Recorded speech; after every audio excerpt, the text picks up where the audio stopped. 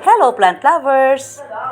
Sa gardening, ang English term sa ginagawa ko ay pinching or yung pagpuputol ng mga talbos ng halaman.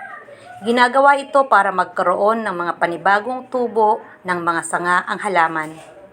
Sa ganyang paraan, napapanatiling mababa lang ang puno ng halaman at naiiwasan ang pagiging leggy or yung mahahaba at matatangkad ang puno nito. Ito ay tinatawag na pinching or pagkukurot dahil literal na kinukurot lang ang talbos para putulin gamit ang hinlalaki at hintuturong daliri ng mga kamay.